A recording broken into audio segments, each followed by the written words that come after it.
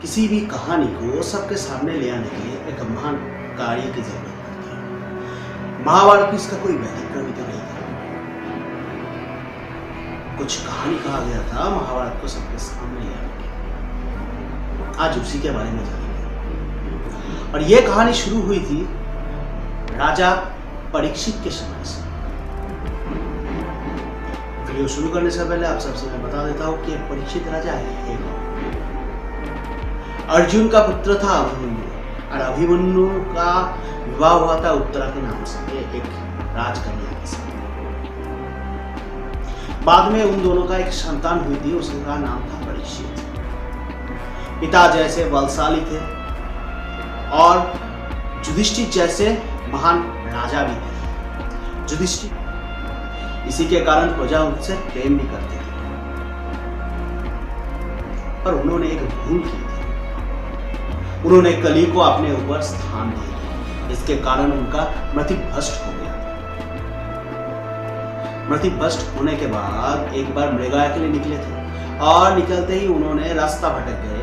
इसी के कारण घूमते घूमते सौमिक मुनि के आश्रम पहुंच गए। उन्होंने सौमिक मुनि से पूछा कि मुनिवर, राजभवन जाने का दिशा कौन सा है। सौमिक मुनि जो है वो मोहन व्रत धारण करके वहां पर बैठे हुए थे, इसके कारण उन्होंने कुछ कहा नहीं। बार बार एक ही प्रश्न करने पर कोई उत्तर ना मिलने के कारण राजा क्रोधित हो गए।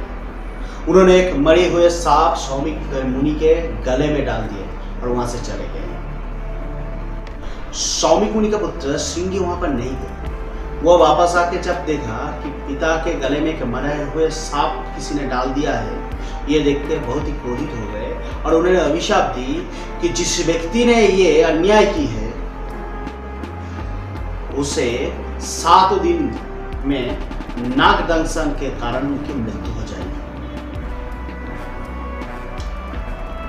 तक्षक इसी समय के प्रतीक्षा में थे।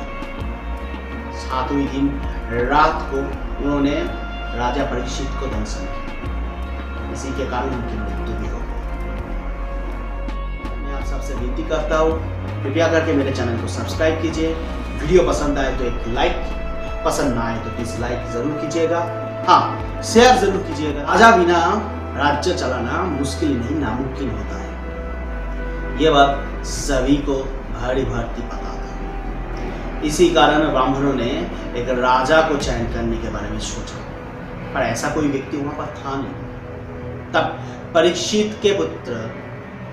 के शिशु पुत्र जन्मेजय को सिंहासन पर बिठाया गया, उनका राज्याभिषेक किया गया। कुछ समय बाद जन्मेजय का विवाह कर दी गई थी और विवाह के बाद उन्होंने आनंद के साथ राज्य शासन करना शुरू कर दिया। एक दिन बातों बातों में उन्होंने ब्राह्मणों से पूछ लिया था कि मेरे पिताजी की मृत्यु कैसे हुई। ये बात सुनते ही ब्राह्मणों ने कहा था कि तक्षक राज के दंशन के कारण आपके पिता की मृत्यु हुई। ये सुन के जन्मेजय को गुस्सा आ गया। उन्होंने तक्षक को मारने के बारे में सोच लिया था, पर उन्हें यह पता था कि नाग वंश के साथ लड़ना नामुमकिन है। इसका विधान हेतु उन्होंने एक महायज्ञ का आयोजन किया, जहां पर नाग खुद ब खुद आके अग्निहुति देना शुरू कर देंगे अपने आप। जब इस अभिलाष के बारे में ब्राह्मणों को बताया गया तो ब्राह्मणों ने कहा था कि राजन, आप इस महायज्ञ का आयोजन तो कर सकते हैं, पर यज्ञ शुरू होने के बाद खत्म होने से पहले अगर रुक गए तो इसके कारण आपके ऊपर ब्रह्म हत्या का दोष आ जाएगा। ब्रह्मदोष के कारण आपको सजा भी मिलेगी। तो इस यज्ञ को रोकना नहीं चाहिए बीच में। ये बात सुनते ही राजन राजी हो गए और उन्होंने अपने सैनिकों को कहा कि उस जगह को घेर लीजिए, ताकि कोई भी व्यक्ति बिना अनुमति से उस जगह में आ नहीं पाए। सिर्फ व्यक्ति ही नहीं, कोई पशु, दानव, कोई भी अंदर ना आ पाए।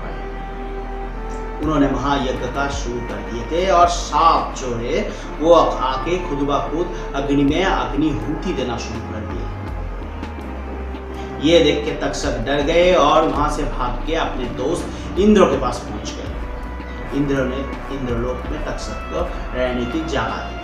और जब राजन अपने राज्य को छोड़ के भाग जाते हैं तो उस राज्य को कोई बचा नहीं सकता। ये बात सभी नाग जानते थे, इसीलिए उन्होंने नाग देवता वासुकी के पास गए। उन्होंने वासुकी को पूरी कहानी बताई। वासुकी ने इस अपराध का कोई विधान निकाल नहीं पाए तो उन्होंने कहा कि आप एक काम कीजिए, एक व्यक्ति है, आप उनके पास चले जाइए। वो था आस्तिक मुनि। आस्तिक मुनि जो थे वो ब्राह्मण था और उनका माता जो थे वो नागवंशीय थे, मनसा देवी का पुत्र थे। ऐसे ही नागकुल पहुंच गए थे आस्तिक मुनि के पास और उन्होंने इसके बारे में कोई विधान निकालने के बारे में कहा। आस्तिक मुनि उन लोगों की बात सुनते ही पहुंच गए उस यज्ञ स्थल में और जाने की अनुमति मांगी।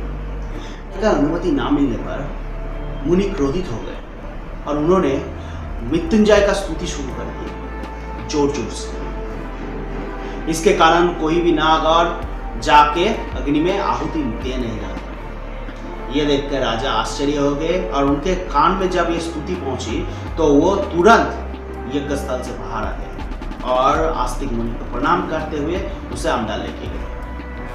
यज्ञ स्थल में पहुंचते ही आस्तिक मुनि ने उस यज्ञ को बंद करने के बारे में कहा, पर राजा ने जब कहा कि तक्षक के मृत्यु तक ये यज्ञ चलेगा, तब उन्होंने कहा ठीक है, मैं तक्षक को लेके आता हूं और आप उसे मार दीजिएगा, परंतु तक्षक को ले आने के बाद मैं जो मांगूंगा वो आप मुझे दे देंगे। इस बात से आनंदित होकर राजा वचन दे दिया।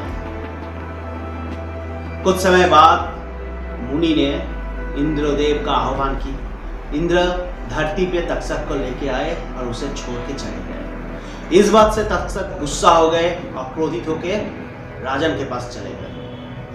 तक्षक का आते देख के राजन आनंदित हो गए थे। तभी आस्तिक मुनि ने उन्हें कहा कि राजन, आप इसी वक्त इस यज्ञ को बंद कर दो और तक्षक को मारने के बारे में जो ख्याल आपके दिमाग में है उसे निकाल दो। ये बात सुन के राजन आश्चर्य हो गए और कहा कि तक्षक के मारने के बाद ही मेरा यज्ञ पूर्ण हो सकता है, दूसरी तरफ उसे अगर ना मारूंगा तो मेरे पिता की मृत्यु का बदला कैसे पूरी होगी।